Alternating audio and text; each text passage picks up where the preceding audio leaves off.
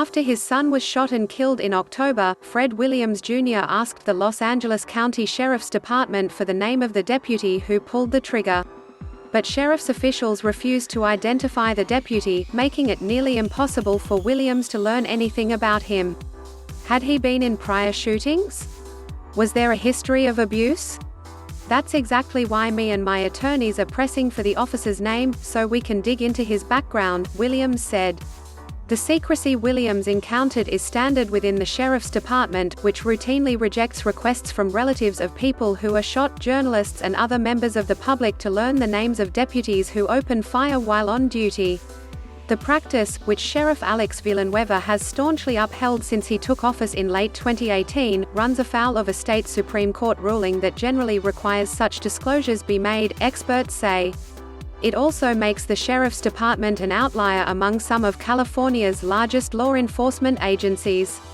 A Los Angeles Times review found they readily make the names of officers and deputies public following shootings.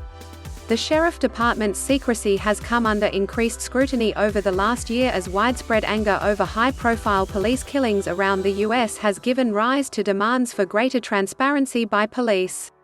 For departments looking to quell anger in the aftermath of a shooting, it has become a basic first move for many to release the names of the officers who opened fire. The use of deadly force is the most consequential and controversial of police powers, and withholding the names of deputies, advocates of police reform say, leaves the public unable to properly examine how the Sheriff's Department wields it. It just leaves a gaping hole in the public's understanding of these crucial events, said David Snyder, executive director of the First Amendment Coalition. The fact that they're withholding these names in what appears to be a blanket fashion suggests that either they don't understand the law or they're intentionally avoiding their obligations under the law. The other major police agency in Los Angeles County, the Los Angeles Police Department, as well as large agencies across the state, have not withheld the names of officers who fire their weapons. Some proactively publish the officers' identities in press releases and online shortly after each shooting, while others release names when asked.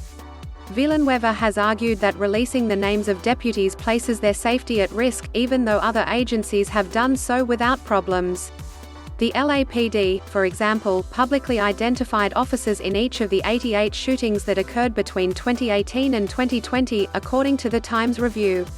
In San Diego, police released the names of officers in all 20 of the city's police shootings during the same time period, the Times found.